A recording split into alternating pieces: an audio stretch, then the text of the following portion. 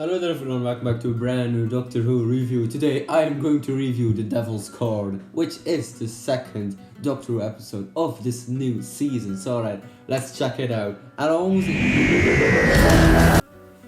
going to sing over the intro because I don't want copyright claim. Alright.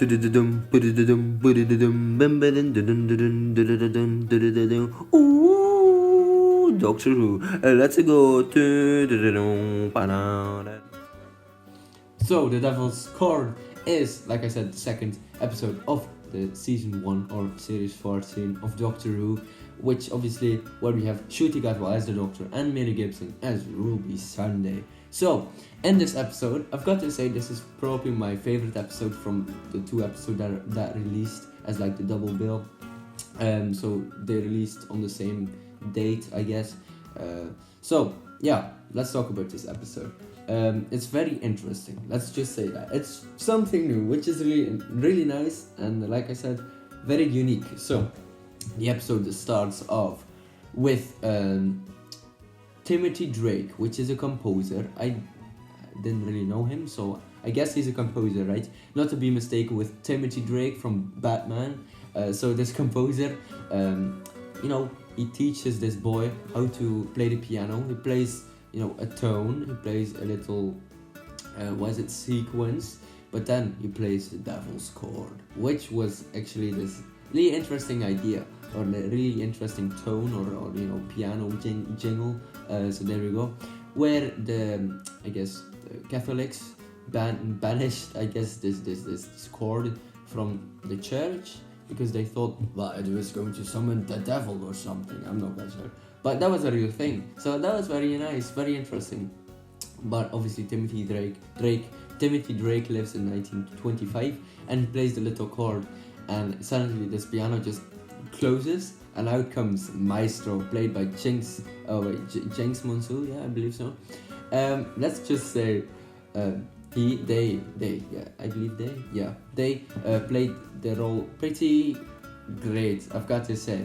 So Maestro eventually takes the song out of this composer, like literally, like his entire song, like the literal music notes are taken out of him, and this boy is actually one of the Maestro's minions, I would say, and he just vanishes. I mean, the Maestro makes him disappear, so that's interesting, but I'll get to him in just a few minutes because he returns. Oh yes, very very teasing, right? So Timothy Drake is dead, and Maestro breaks the fourth wall and plays on the piano the Doctor Who tune, right? And there we go, we have the tune itself, which is really nice. Come on, fourth wall break, love that. So then we have the Doctor and Ruby in the TARDIS, and Ruby requests that they're going to see the Beatles, but then they have this outfit change, which I really loved. Like, they went inside one corridor and came out of another one upstairs.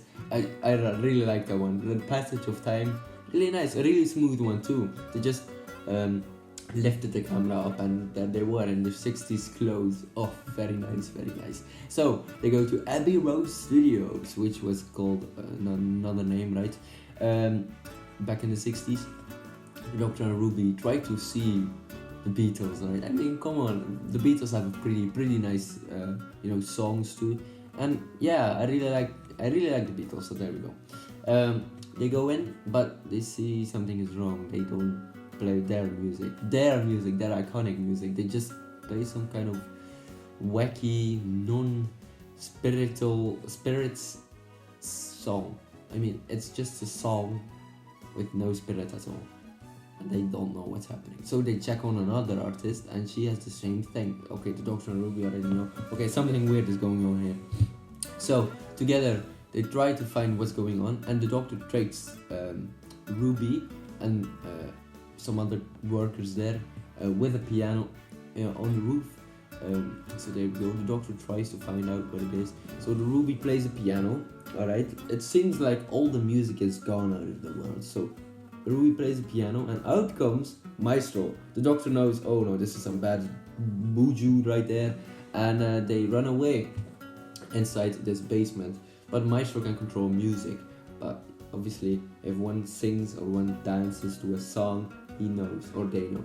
So the Doctor and Ruby run away. Myro is chasing them, and they hide in his basement, like I said. And the Doctor, another great, interesting thing, the Doctor can literally flip off sound with his sonic screwdriver, which is, what? That never happened before.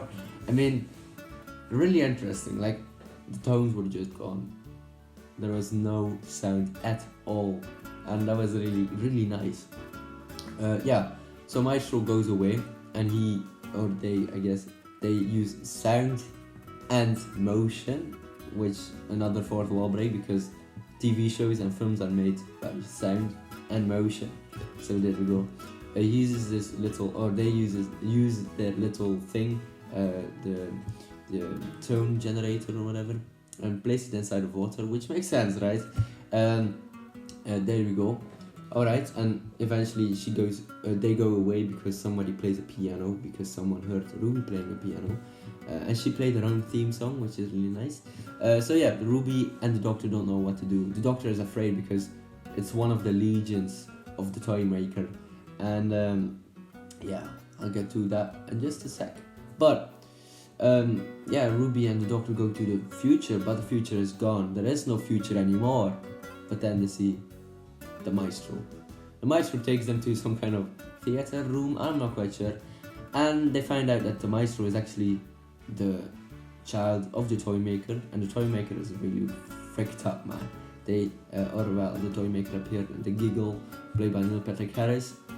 So hey, okay, the Maestro and the toy maker. But I really, really like this feeling, man. Okay, so imagine there are gods bigger than the universe itself. They can control anything, but they have a certain theme to themselves. Like the toy maker loves games and loves toys, and loves the games. All right. The Maestro loves music and is literally the embodiment of music. And I would like to see some other things, like the embodiment of writing or storytelling. People speculate it's Ruby, but I'm not quite sure. Maybe I'll touch that in another video. But anyway, so the master of like writing, the master of nature, I don't know, could be cool. Water too, like the elements, yeah, sure, why not, right? But like writing or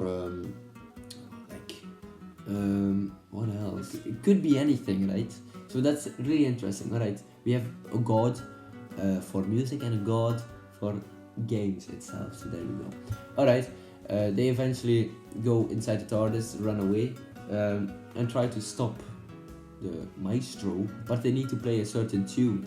The Doctor tries that, but they get captured by Myro. So eventually the Beatles, yes, Paul McCartney and John Lennon, could you imagine that, stop Myro by playing the right notes, which is interesting. I mean, there we go. Obviously the boys did it, the Beatles did it, why not, right?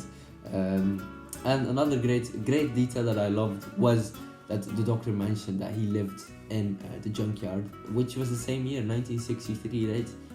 With Susan and the first Doctor. I really loved that. I really loved that. So I hope Susan will return one day. Would be cool and could be cool. And obviously the Doctor referencing his first life, I guess, as the Doctor. So yeah, interesting. And the Doctor eventually tells Ruby, well, Ruby, if you're traveling with me, there's always a twist at the end. Wink. I mean, yes, another fourth wall break, and the freaking episode stops with a singing musical-ish song. I have to tell you, there's always a twist at the end. There's always a twist, there's always a twist, there's always a twist at the end. There's always a twist, there's always a twist at the end. We're staying alive. We got the conga and the salsa and the mighty big buffers at the end. Pretend descendants and we do it now, 'cause there's always in this house smashing little dances. We know what's there. We'll never end, 'cause there's always a twist at the end. Which I thought was really interesting. I mean, there is always a twist at the end, and now that song is stuck inside my head. There's always a twist, there was always a twist at the end. Oh shit, okay, come on. And Marigold appears as this, piano player, so that's cool. He composes the Doctor Who music, obviously. But what did I think of this great new episode? Well, like I said, it's new, it's refreshing, and it's something really great. Like I said, a lot of great ideas, great fourth wall breakings, and just in general, it was great to see some kind of Doctor Who-ish, but also new-ish episode combined.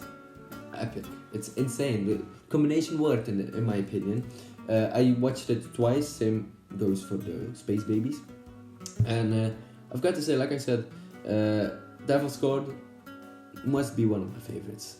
I don't think any episode in the season would top it, but obviously we just started, man. We just started.